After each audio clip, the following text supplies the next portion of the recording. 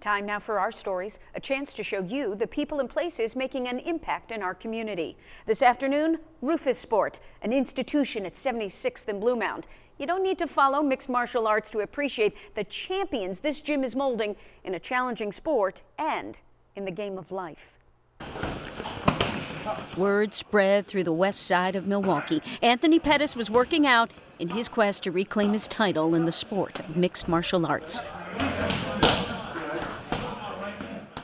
His partner is Duke Rufus, who's continued the family business by providing a place to go for personal excellence in a sport that requires discipline and grit. Nestled between a bank building and a Buddhist center, all who come here and survive amidst its rigors become closer for having shared the experience. As we like to say, the family that kicks together sticks together over here. So family that plays together stays together. We have a lot of fun and, get that stress out. Okay, nobody's saying you can reach the heights of Anthony Pettis, but here at Rufus Sport, they really do encourage people to give it a try. The combat sport allows you to actually connect with your workout and see things about yourself both inside and out. You learn to really believe in yourself, confidence building, and you learn to set goals. Those looking for a challenging workout walk among the kids just looking for something to do other than roam the streets. Pettis, their role model, having overcome some odds himself to achieve glory in the octagon. Everybody leaves their shoes at the door and walks in an equal.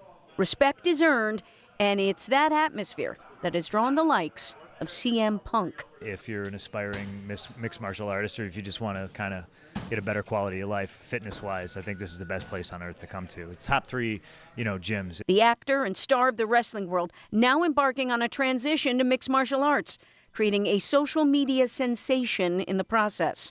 I think life is for living, and it's all about challenging yourself and growing as a human being. And as Pettis has shown, and CM Punk soon may, the road to glory goes through Milwaukee. Well, we'll come back and you can interview me if I get a title shot. All right. First. Yes. An exclusive. Number 1. You're on top of the list. Top of the list, for the record. The Pettis bout is Sunday. Some from Rufus Sport are making the trip with plenty of fans rooting for him back here at home. Gray skies overhead, but sunny horizons for young children in Milwaukee's most challenged neighborhoods. The Fellowship Open, another success. More than 300 golfers, the most ever.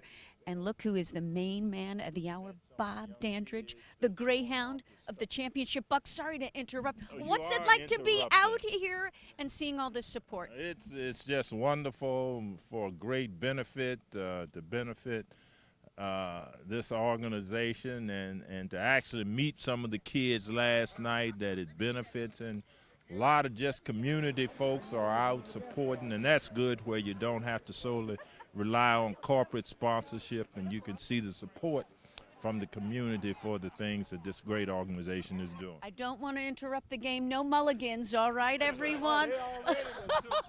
Okay, we won't name names, but really it's not a matter of getting the best score on your card when you come in, but rather making sure that there are opportunities to get our young people to college. That's what it's all about.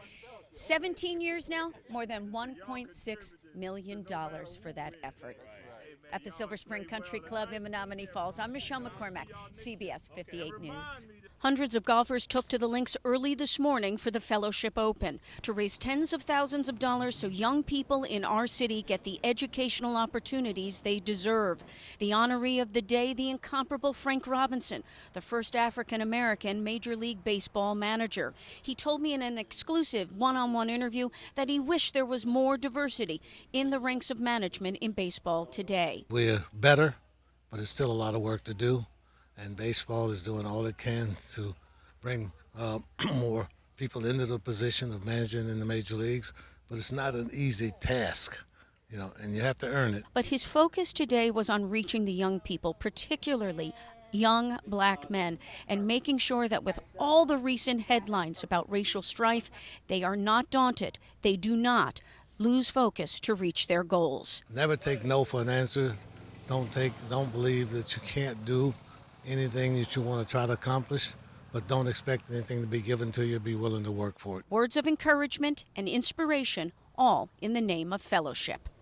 In Menominee Falls, Michele McCormack, CBS 58 News. Yeah, Bill and Seychelles, I am at the southwest corner of AT&T Stadium. That's where the biggest concentration of Badgers fans are seated. And occasionally you will hear a murmured roar rise up and out of the building. It was a much different scene inside the tunnel right at the start of the game as the team and the coach, Bo Ryan, were making their way to the basketball court. There was the occasional high five with university personnel or team assistants. But other than that, it was a very calm demeanor, very serious faces, but I wouldn't say tense, but a clear tone. They mean business as they get ready to do battle with Kentucky, which is underway as we speak. Much earlier in the day, well, the fans were raucous and rowdy as they evoked the power of the W. You've got the Badger red on. What's your message to Badgers fans watching back home in Wisconsin? Just obviously root for the Badgers, keep your fingers, toes, and feet crossed, and hopefully we can come out successful. Feet crossed, how does that work? Okay, let's see if I can do that. Feet crossed. Am I doing it right? Make it a W. Make it a W. All right.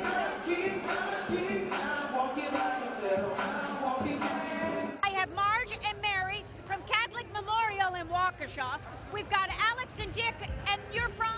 Spring Green, Wisconsin. Wisconsin. But the trip for the longest journey goes to Jonathan from Washington, D.C.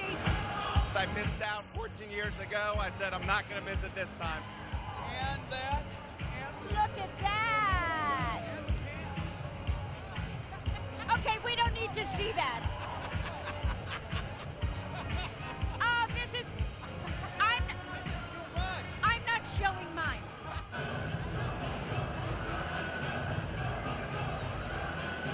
Take you back to your college days?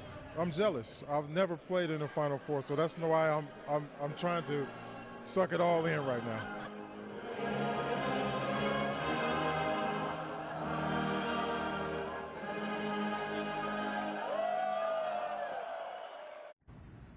I love to hear varsity, varsity.